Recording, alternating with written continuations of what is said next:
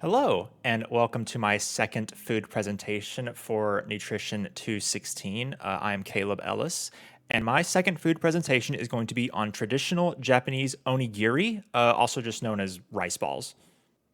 Okay, starting with the history of onigiri, the current form of onigiri can be traced back to the Heian period, but back then the food was known as tonjiki. This translates roughly to collect and bundle as well as instant. Tonjiki was given to the servants at imperial and noble households as a token of appreciation during celebrations or events held at their estate. So they would help with it and they would receive this food as a thank you from the nobleman. During the Sengoku period, onigiri were eaten by farmers as quick meals while out in the field because of how small and compact they are. And the modern form of the food emerged around the end of the 17th century to the beginning of the 18th century. The date isn't exact. And it became popular to eat alongside thin sheets of rectangular seaweed, and you still see onigiri wrapped in these today. Since then, it's grown in popularity, being seen as a filling and portable snack, and obviously, if eaten in greater quantities, a full meal. And it's handed out by food service centers during times of crisis in Japan. Okay, so now let's dive into the environmental impact of my dish. So I'm going to focus in on seaweed as that was the new ingredient that I was trying primarily. So I wanted to zoom in on the impact of farming it and what it does to like the environment around it. And it turns out seaweed can actually remove toxins from the seawater as it grows. It can absorb upwards of 20% more carbon dioxide than it produces, so having a negative net carbon footprint.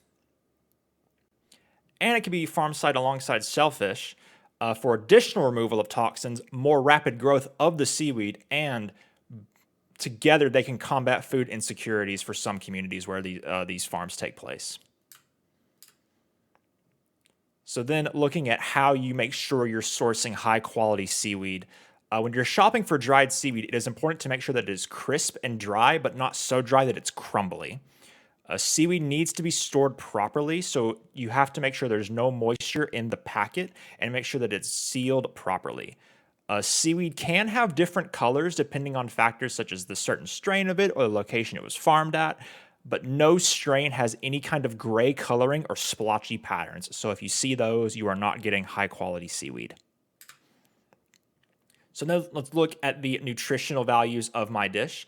The ingredients that I used were short grain white rice. I used grilled salmon as my filling, sesame seeds as a seasoning on top, a little bit of salt, mostly from the seaweed already, but we'll get to a little bit.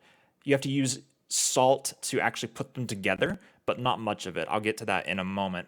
And obviously the seaweed. And this comes to 745 calories, 160 grams of carbs, 14 grams of protein, 6 grams of fiber, 1 gram of sugar, 3 grams of fat, 160 milligrams of sodium, and 4 grams of omega 3 fatty acids. And that's primarily from the salmon.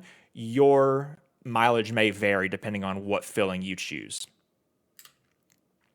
So, looking at my dish and human diseases, once again focusing in on seaweed, the ingredient actually has many benefits to human health, including a high concentration of essentials such as calcium and iron, high levels of vitamin A, B12, K, and folate. And folate can actually go into the anti cancer benefits you see down there. It's an excellent vegetarian protein source. It's rich in iodine, an important nutrient for proper thyroid function. And it's rich in fiber, promoting healthy digestion. So, how do you make this traditional Japanese snack? So, making it's actually not that hard. You need rice, a filling of your choosing, some seasonings, and seaweed. Just bring water to a boil and cook your rice. Reduce the heat so that your rice isn't incredibly hot as you touch it. You want to let it soak up all the water in there so that it's nice and tender. While the rice is cooling a little bit so that you can, handle it. Prepare your filling. Once again, I chose grilled salmon. I cut the fillet into small pieces and then crushed those small slices into even smaller pieces to put in the center of each onigiri. And then to make the rice balls, you have to dip your hands in salt water to pick up the rice to prevent it from sticking to your hands. And this also adds a little bit of salt to the outside of the rice balls. Not much, but a little bit. So then you pick it up and you create a little dimple in the middle of it. You put your filling in there, you cover it up with more rice, and then you push it together with your hands, shaping it into the triangular or ball shape. Mine ended up being more of a ball shape. You add your sesame seeds on top, and then you wrap it in seaweed.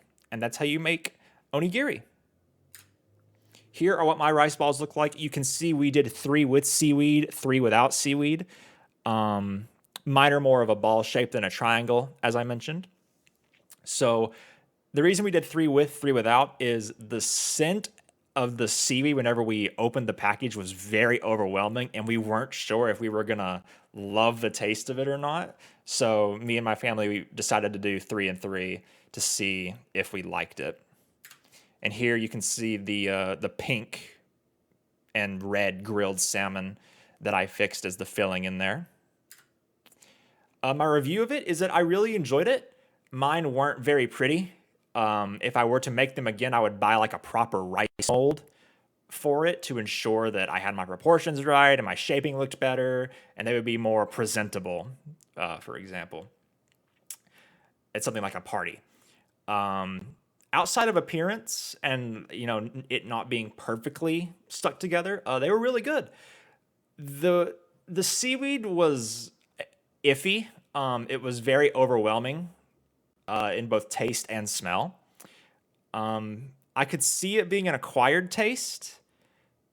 Absolutely. I would have to keep trying it again, potentially getting a different brand of seaweed or a different strain of seaweed to see if maybe just the seaweed that I had was a bit strong.